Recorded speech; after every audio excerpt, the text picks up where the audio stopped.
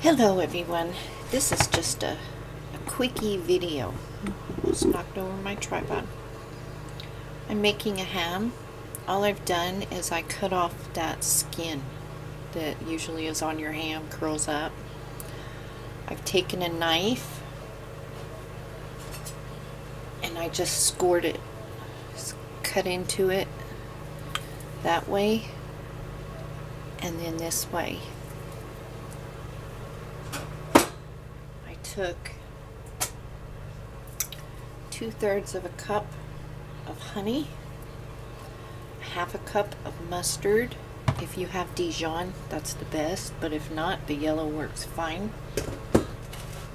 And I've poured that over the ham. Just poured it all over. That's what you see here.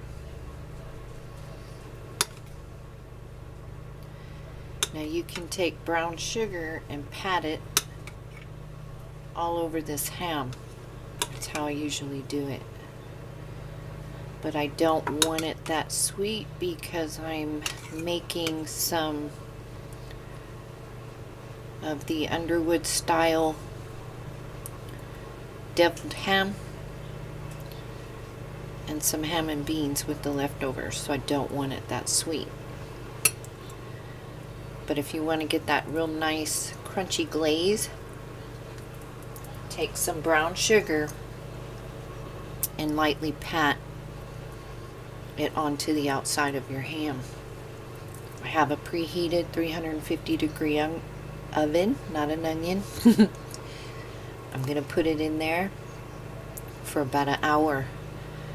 I have let this sit out for a while, trying to get it to room temperature. It still has a little bit of a chill on it, but it helps if you can get it to room temperature before you put it in the oven. So I'm going to put it in the oven at 350 and I will see you when it comes out. Okay, my people, here is our ham. Looks good. If you're smart, unlike myself, you'll do this in an aluminum pan or something so you don't have to soak it to get it clean.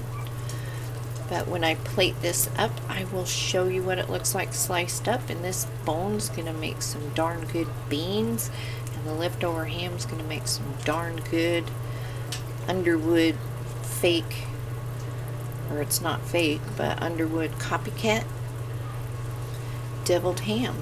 So I will see you when we plate this up. Well, there it is, all plated up.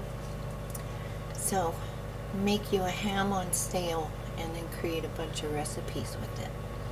So I will see you next time. If you have any questions, post them down below. A thumbs up would be cool, and if you haven't subscribed, please do, and I shall see you next time. Bye.